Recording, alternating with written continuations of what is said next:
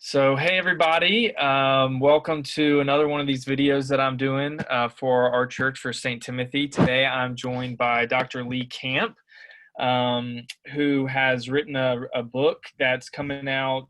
Well, is it already out right now? It is, yes. Okay, great. So we have him here today, and the name of the book is Scandalous Witness, a Little Political Manifesto for Christians. So the way I got into this book was I was asked to write a review on this book for an online book review website and found it so interesting. I just want to have a conversation with Dr. Camp. So thank you for joining us today. Thank you, Parker. It's great to be with you and with all your parishioners there at St. Timothy's. Yeah. So one of the things that you get into in the introduction is kind of how you came about the title of the book, Scandalous Witness. And you talk about how, originally for the early Christians, Christianity was a scandal, right? It was something that was, it made Christians kind of weird, or certainly they were persecuted. And yet today, that's definitely not the case, especially with, Christendom, although we're kind of coming out of that, it's not as much of a scandal.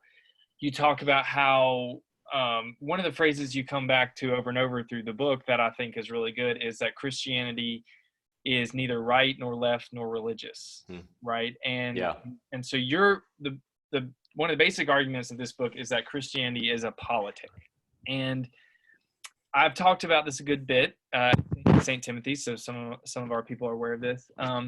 And when we say it's a politic, there are some things we don't mean, right, when we say that. So could you talk a little bit about clarifying when you say Christianity is a politic, what does that mean exactly? What are you trying to say?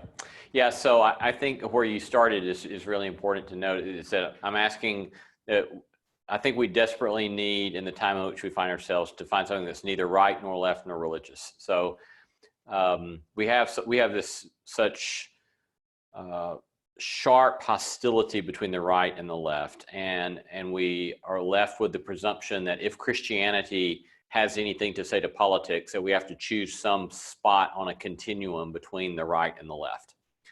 And I don't think that's our choice. First, I don't think that's our choices. And then second, other people will presume, well, if that's not our choices, then it must mean that Christianity is just some sort of spirituality that doesn't have anything to do with politics. And that's not what I'm arguing for either. And so it's how do we take seriously that the gospel is political while also not falling prey to that sort of partisan continuum. And so to your latter question about what do we mean by calling Christianity a politic, I'm going back to the classical notion of politics, going back to Greek philosophy, that the politics is about asking, what does the good of a community entail? And so things like, what do you do about marriage? What do you do with money? What do you do with desires and appetites? What do you do with reconciliation among enemies? These are all classic political questions. And that's what the gospel talks about over and over and over and over again. And so I make this kind of strong claim later in the book that people who say the gospel is not political, they do not understand what the gospel is, I'm suggesting. That the gospel from first to last is political. And if we don't understand the nature of its scandalous politic, then we haven't really understood Christianity. Leave it to an academic to be that arrogant, to say that we haven't understood. Well, no, I mean, I think that's really helpful because I do think that, if you just focus on, for American politics right in this moment, we do tend to, I think, misunderstand what the word politics means, right? And so if you go back to Aristotle and some of those classical figures, politics really is just about like negotiating a common life between people who live together. That's right.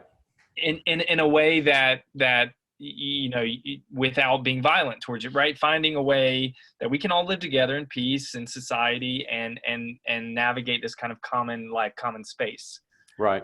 And in the book you talk about, and I might add to this a little bit, but that from my perspective, it seems like there's two major kind of politics or stories that, at least in the West, are kind of competing for our allegiance today, and we might frame these as like the modern nation state and the global market. And you know, there might be other things in there, but those are at least seem like two kind of political realities. And so I'm wondering, what does it mean that Christianity embodies or represents an alternative kind of politics to that? And how can it actually be a more persuasive politic? Yeah, that's a great question. Well, let's think, for example, about your example of the modern nation state, right? So if you think about, I mean, the nation state is a relatively new phenomenon, right? So it goes back to, you know, roughly the 16th century, you began to have the seeds. So maybe a little earlier, but this, you know, the development of the modern nation state's relatively only centuries old. And so this notion that I'm an American and not a German, or the German is not a Frenchman and not an Englishman. This is, and moreover, that not only are we that, but that we have these artificial geographical boundaries, and those artificial geographical boundaries are protected through military might.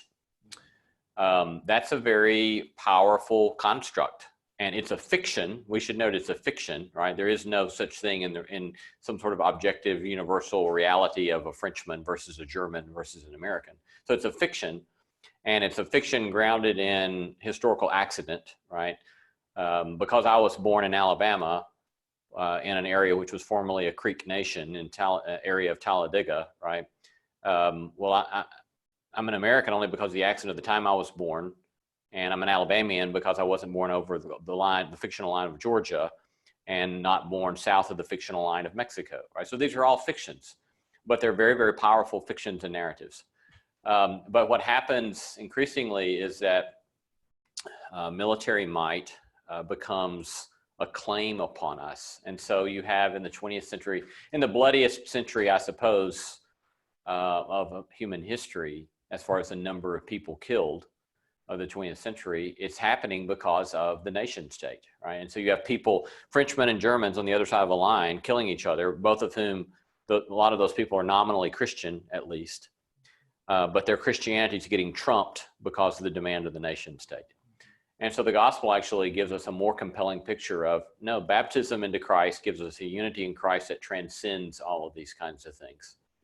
And so baptism itself is a political practice. It's as political as the Pledge of Allegiance, right? It's the Lord's Prayer is a political practice because it's calling us, inducting us into, forming us into a different kind of kingdom. And so I think the more we can realize that these are good news political practices, the more we can offer these as genuine options to the world. Yeah, and you know, another theologian who's really influenced me a lot, William Cavanaugh, you quote him in the book. He's done a lot of really interesting work about how the nation state and even religion are modern constructs, right? That, you know, if you go back into antiquity, like there's no such thing as religion, that I'm a religious person, right? That these are, in many ways, religion is a way that the nation state tries to kind of subvert anything that is challenging its power or authority, right? Like that's a private religious claim, you know, an opinion, and yet the conversation we're having in this book is that Christianity it's a public, it's a political, it's a lived out, embodied way of life, right? It's not just about propositions we believe in our head, right, or individual private beliefs. It's a way of life. It's a way of navigating a common life with Christians through baptism all around the world. Yeah. And one of the things that it seems to me when we think about either the nation state or the market is the way the robustness that Christianity offers us an alternative story and an alternative way of living that's actually much more robust than just being an American or just being a consumer in the market. That if you really get down to what those politics are trying to do to us, like they don't really offer us that much meaning, whereas Christianity is actually it seems to be a much more interesting way to live. Yeah, I would very much agree. I mean, but you know, the whole notion of the market, for example, the thickness of what you get in the market narrative is you're free to choose between these 32 brands of potato chips, or these 18 brands of cars, or whatever the case may be, and so it's this sort of narrow notion of consumerist choice, which doesn't have much of a sense of being as the philosophers or the anthropologists put it, it doesn't give us a thick description of what a good life means or entails. It's a very thin notion of what good entails. Yeah, and you get into that a little bit when you talk about, you have a section in the chapter on liberalism. Yeah. And one of the things that I've encountered recently is, so I did a lot of reading over the past couple of years of Alasdair MacIntyre. Yeah. And to come to an understanding that was really like transformational for me, which is what you talk about, is the way that it's not really that we're conservative or liberal, but we're either a conservative liberal or a liberal liberal. Exactly. Right? Yes. We're all liberals. Right.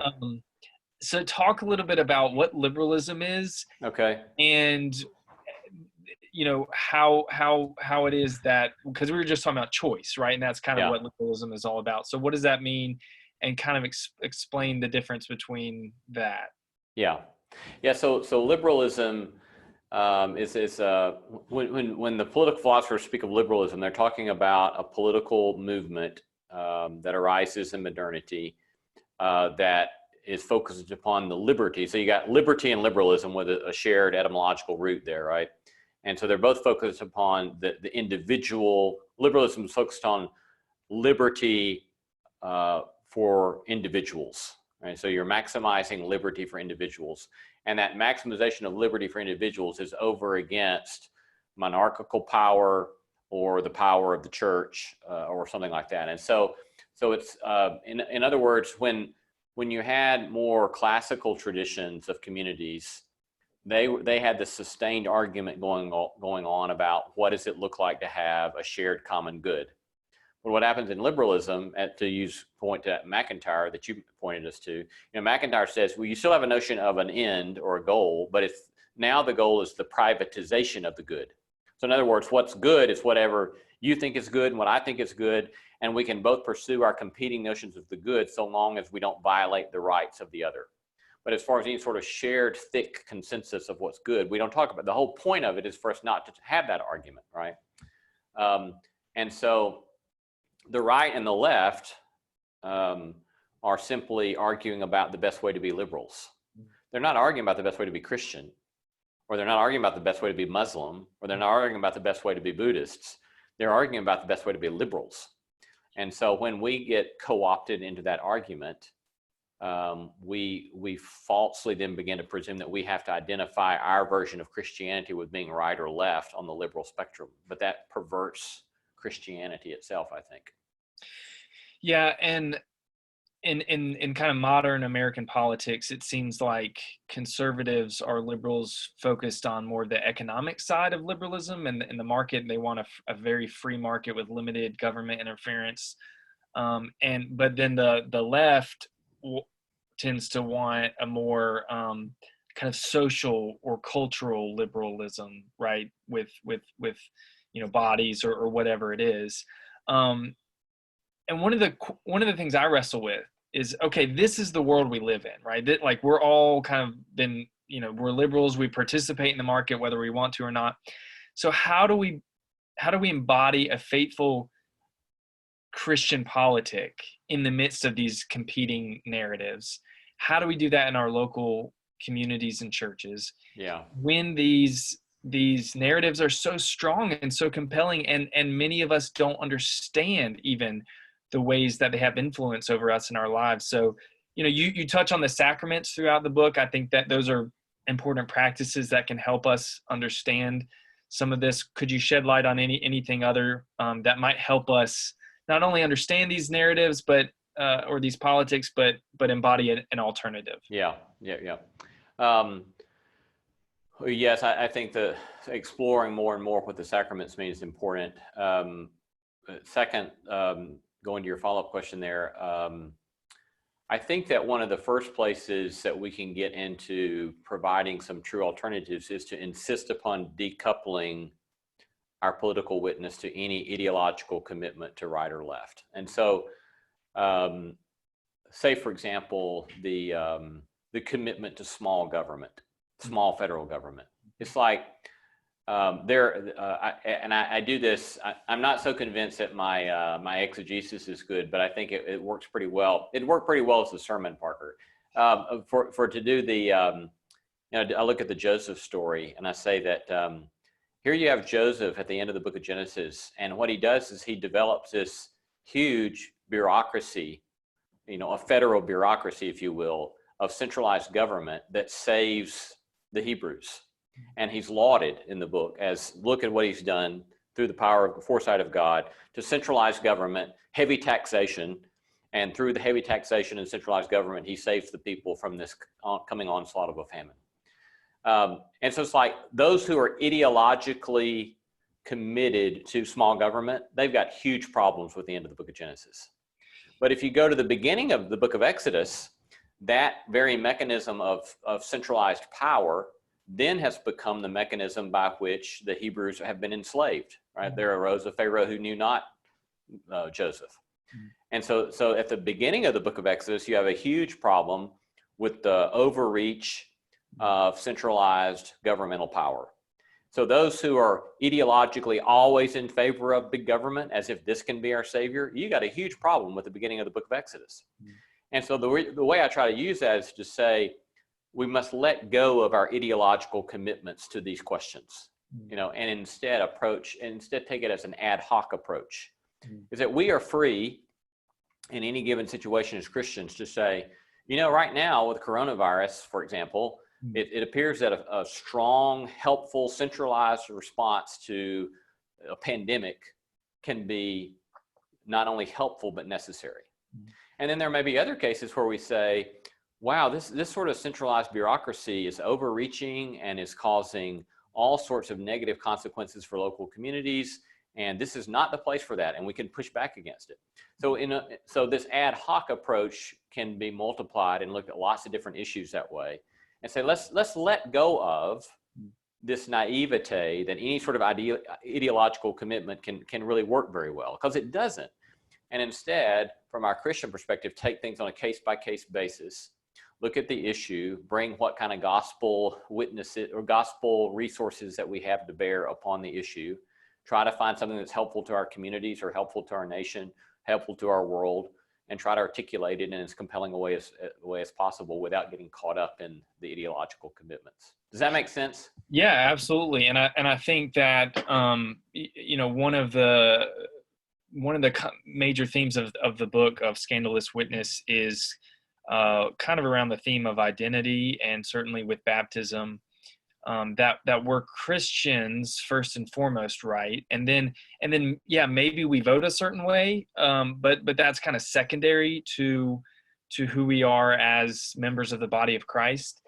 And you have several points and sections in the book where you talk about America and the United States, and you say the United States is not the hope of the world, and sometimes we would say we might not really believe that, but even a couple of days ago, I've been watching the press conferences with the task force for the coronavirus, and even a couple of days ago, President Trump said something like, "With the grace of God, no darkness can overshadow the eternal light of American courage."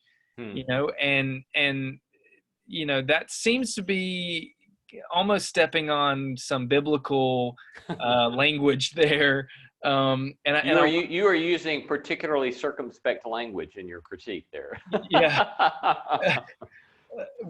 So I wonder how we might be able, like, when we talk about voting, it's kind of a year with an important election this fall. And when people talk about, as a pastor, people might say, "Oh, are you right or left? Are you liberal or conservative?" And I'm like, my response wants to say, I'm a Christian, and so I think you're right about being ad hoc for a particular moral issue or situation.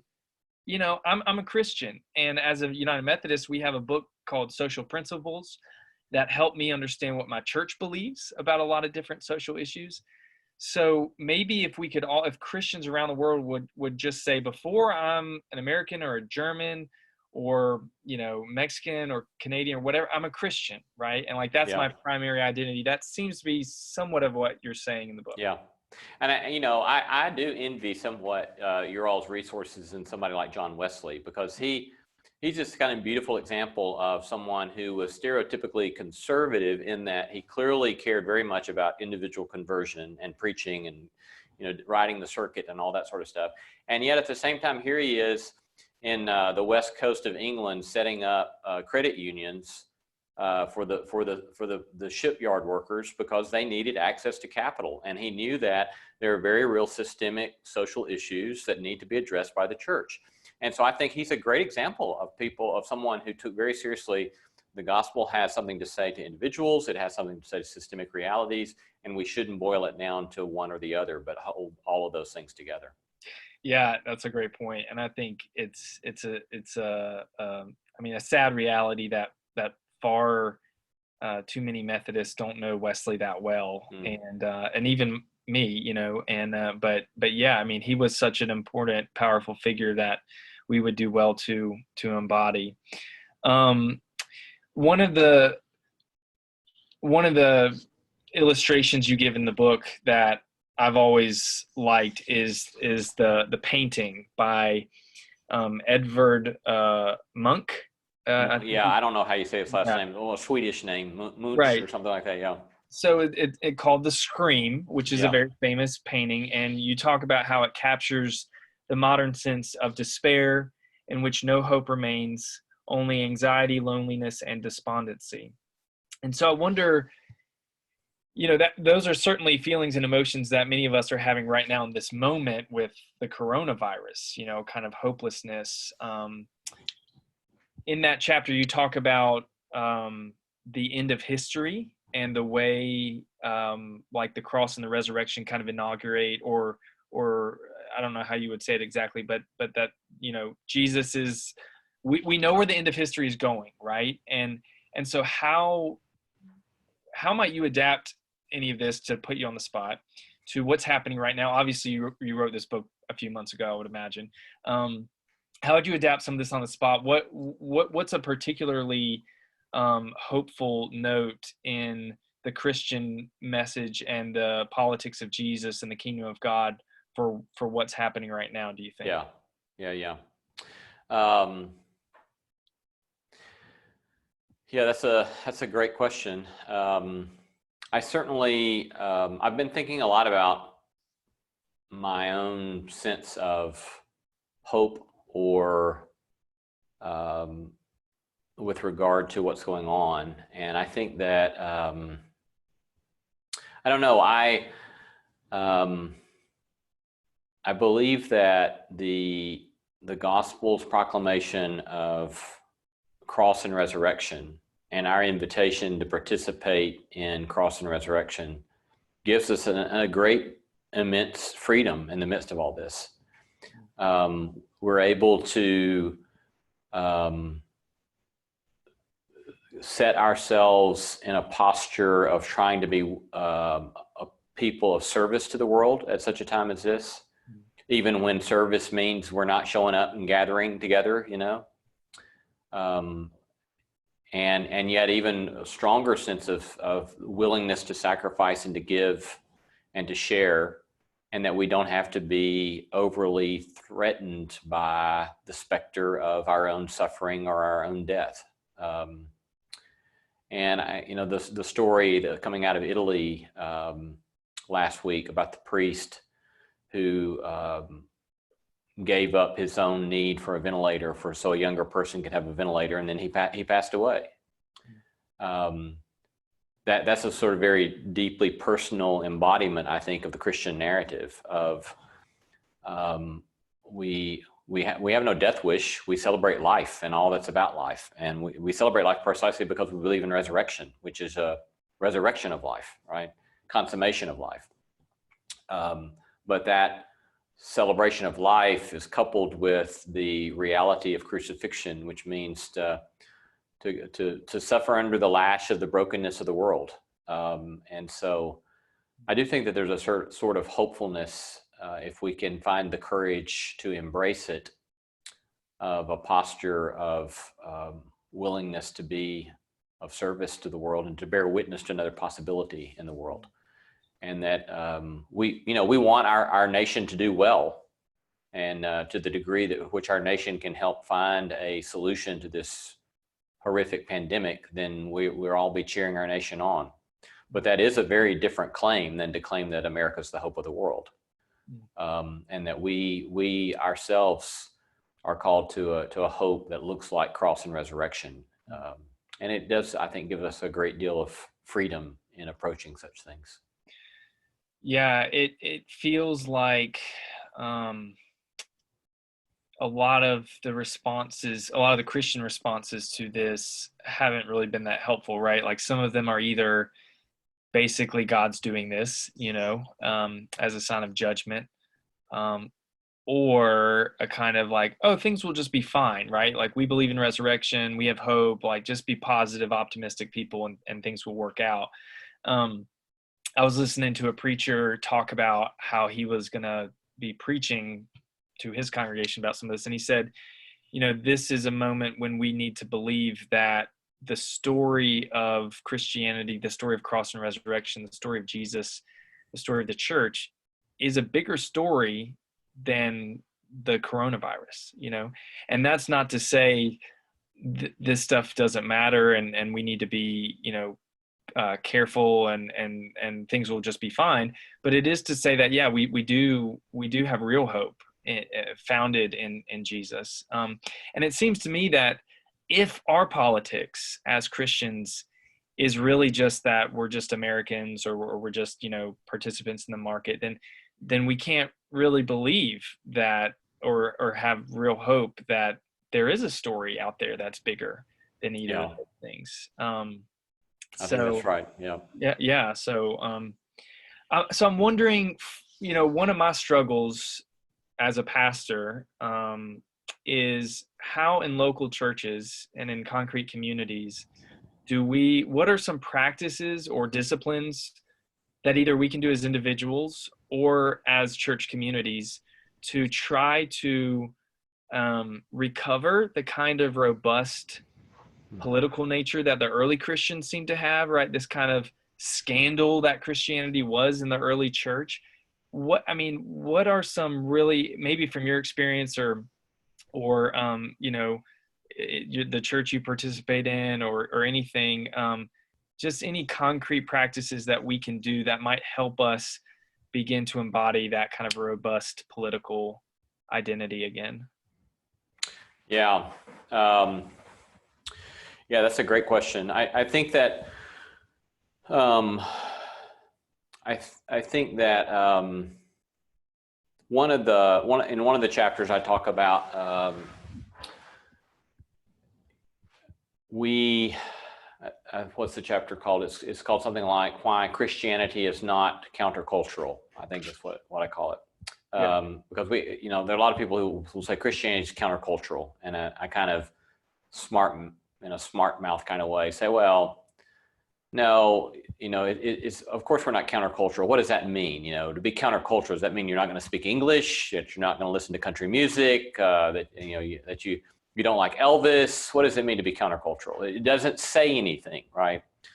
Because culture's like water, or like air. You can't escape culture. So then the question becomes, what is our posture with regard to any given cultural practice or artifact? And so rather than being countercultural as a generalized posture, it's more helpful to think with regard to some cultural things, we're going to critique them because we just say, no, that can't be.